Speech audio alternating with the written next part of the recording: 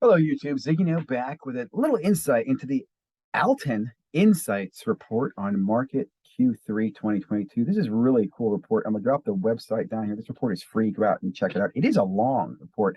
I think I pulled down one a few weeks ago and posted a little summary. This one is much more detailed, as you'll see in a minute.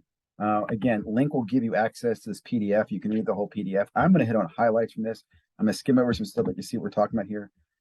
Some highlights take away. They recognize that there's a correction going on. They talk about some of the negative things going on in the market, some of the changes going on. They even talked about the impact of the mantle and its impact on both the index and its impact on the market. It's a really, really insightful report. I'll put it this way: if I'm reading this report and I did not know about sports cards, this would not convince me that I'd want to invest in sports cards at all. In fact, I'm wondering who they want to read this report. I can see too, if I'm in the industry, I could read this and go, oh, there's some optimistic stuff that could come out of this. There's some things that look positive. But a lot of it's pretty interesting. I love some of the points I'm going to hit you on. Executive summary, they hit you some numbers here where they talk about the shattering of this record. Vintage leads the way. One thing, again, I'll be critical of. I don't like the fact that they use the card ladder index so much in this as a reference. Now, I did see they use the alt index as well. I can be just as critical of alt. I don't know that one, but I know that the card ladder one is not accurate. I've seen people on YouTube talk about its inaccuracy. I know that it's being managed by a handful of people that, well, I'll just leave it at that. The fact that it's not audited, it's not public, and we don't know the data going into card ladder should concern you, right? The other data tools, it's all public data. Think about that when you're building your indexes. I am going to be critical of that. Other things that caught my attention here, I really like, they break down each industry, collectibles, memorabilia, sports cards. There's a section here on NFTs at the end. I'm not going to really drone into it, but auction sites. A lot of real good insights here on auctions, volumes, transactions, how many $1 million auctions last year. I'm going to do another report, not a report, but another video later on talking about this pie we all talk about the pie growing. I think of it as more of a ball or a cake, right? The hobby's a cake, right? And the cake used to be very bottom heavy. It used to be very normal. It used to be very cake-like, but it got bottom heavy in 2020. There was more cake goodness, moist, rich chocolate at the bottom of the cake, and they were coming from less sources at the top. And since we've had a flooding of lots and lots and lots, like a big muffin with a very, very almost like a little mushroom where the base is small and there's a lot of people at the top. And this really talks about that. What I'm saying there is that let's say that there were $10 million in auctions last year. There's $1 million at least of fees getting taken out of that industry, right? Just because these auction houses. Think about that. They're taking that money out of an industry that didn't need the auction houses to make those transactions happen organically before. But the auction houses have come here to lure you from that. But anyway, this is the insight that I took from this auction house piece. Really, really great insights here, guys. Market performance. Here's where they start talking about the indexes and they reference card ladder. I think if you're going to reference card ladder, use somebody else's as well. I mean, again, I think everybody has an index. I don't like any of them.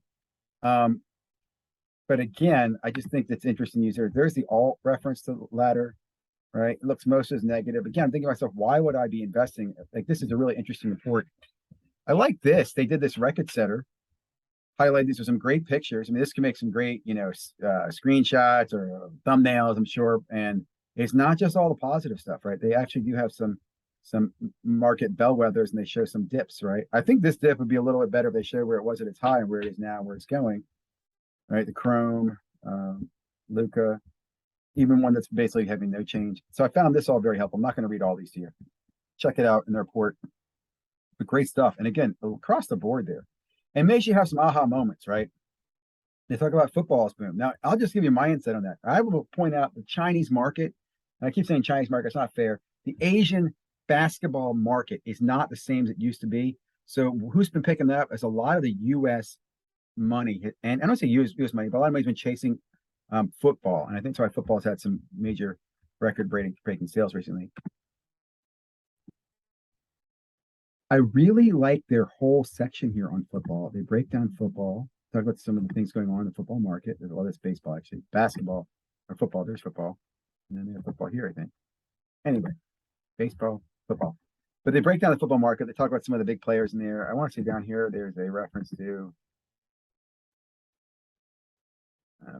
But anyway, Check it out. There's more football. Obviously, I'm in the wrong section, but you see each section has a great insights into soccer, soccer auction, soccer basketball. Like I'll tell you this, guys, if you're in the hobby, you're just curious.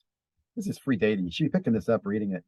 Um, hockey, hockey has probably had the best year when you think about all the markets. I think overall, I think they talk a little about that. Talk about some of the big sales, tennis market, which just I would stay away from personally. Fractionals. This is interesting. Here are some that have done well, right? The top performers. Okay, but overall, this market's been down. And I want to say Collectible funded one of these studies. So this is going to show fractional in a very positive light in what's really a dark market for them. Bronze Star Basketball. Mahomes? Oh, Bronze Star Basket. What's basket mean? Oh. This is interesting information. I'm surprised they don't show you the dippers in the oh, another great section here, guys. Corporate development, PWCC. They talk about Arena Club, Athletic Club Moment, Minus Swap, Card Shop Live. Check this out. I did not know about this until I read this. Card Shop Live features streaming service. This is, by the way, Card Shop Live is Mike and Jesse, who are Sports Card Nonsense, secured $1.5 million in funding, led by SGC. SGC. I mean, you guys are investing in Card Shop Live. That's sneaky of you. Sneaky. Beckett announced the Dilly, the Knox, eBay TCG player. Saw that happen. So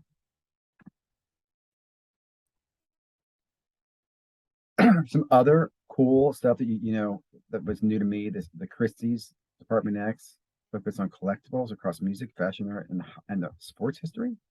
I will say I do think people are going to move more towards again history and autographs, tangible things that are real and protected versus things that can be printed like shiny shimmers to 55 or whatever that. Public platform launches an alts offering, complete integration to Otis. That's interesting. Otis is one of the fractionals.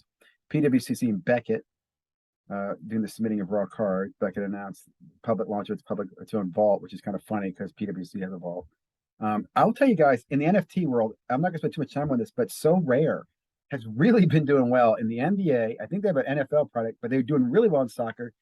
I never got into it. I researched it. I never pulled the trigger. It's an Ethereum. I think it might even be OpenSea blockchain, but it's an interesting one that's been doing really well globally, and I don't think it's taken off here. Top Shot I thought was interesting when you look at their volume of sales and where they are today, right? And I'm not gonna spend time on this, but they're So Rare. You see, So Rare's actually been growing. Unique buyers, by the way. See those numbers, man? So again, if you're in NFTs and you will tell me NFTs all suck and they all failed, no, that's not true. There are places where things are actually working, guys, where stuff does go differently. Population growth, they talk about PSA. I think they even talk about some of the new stuff PSA is doing. But anyway, I will say I'm going to reach out again to these guys here and see if they would love to come on and do an interview or just talk more about this report. I would love to have them on. And maybe a bigger channel. If you guys are out there, a bigger channel, take this idea with it, run with it. I am totally cool with that. Let's make the hobby a better place. It's your information. Your social engineering specialist, ZiggyNo here. Guys, have a great day. Stay healthy, stay safe, and love your comments.